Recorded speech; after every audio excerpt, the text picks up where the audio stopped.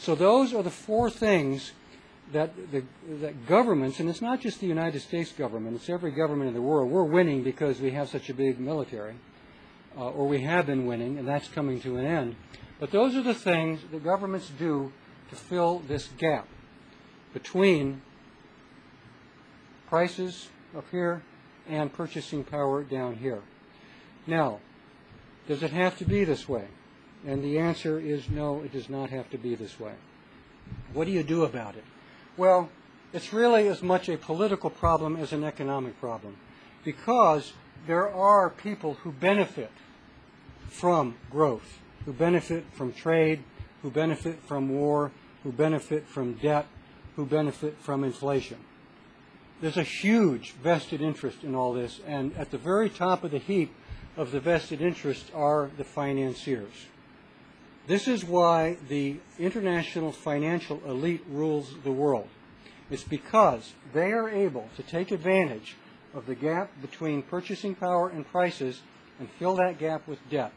And of course the debt grows. And Ellen made a very good point about how the debt multiplies and how the debt itself takes over and strangles the rest of the economy. And if I had a pen that worked, oh, there we go. All right, here we go, debt. Debt balloons. And balloons and bubbles. We've had, in the 80s, we had the merger acquisition bubble. In the 90s, we had the dot-com bubble. In the 2000s, we've got the housing bubble, the equity bubble, the hedge fund bubble, the derivative bubble, the oil bubble, and the commodity bubble. And it's a cancer. The system, it's a cancer in the system. And now there's such a debt overhang. You've got a GDP of 13 trillion. You have piled on top of that, just within the United States economy alone, forget the derivatives, you've got a debt overhang of $50 trillion. That's for households, governments, and businesses, student debt, credit cards, $50 trillion. And that's what our economy is working to pay off on a national income or purchasing power of $10 trillion. It's killing the system. It's collapsing. And they don't know what to do about it, except to inflate it some more and maybe even try to distract attention from it by another big war. Okay. All right. Almost done. How do you fill the gap? You fill the gap through publicly created funds that are generated not out of borrowing and not out of taxation. There's such a thing as credit. Credit, by definition, is the productive potential of the nation. One of the things I've been arguing in my writings is that credit really is a natural resource, just as water is, as air is, as electricity is. It should be regulated by and for the public as part of the public commons. There are two different ways that you can fill the gap by that kind of self-generated credit. One, Ellen pointed out, is government-sponsored spending, where you generate from the natural credit of the nation the kind of infrastructure programs that came out of the New Deal. Roosevelt did this. Roosevelt had some understanding of this. The New Deal was filling this gap with public expenditures at very, very low interest rates, 1% to 2%. The second way, which is what I'm advocating and what I'm writing about, is through what we call the national dividend.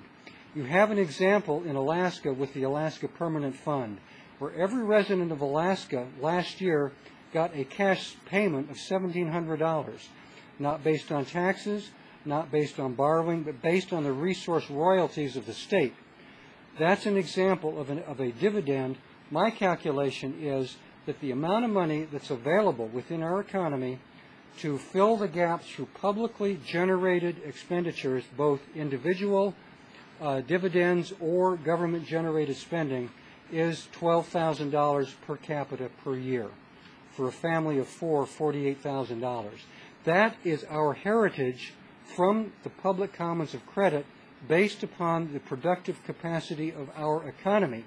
That $12,000, which you should have gotten and I should have gotten, is what the banks got by lending to you.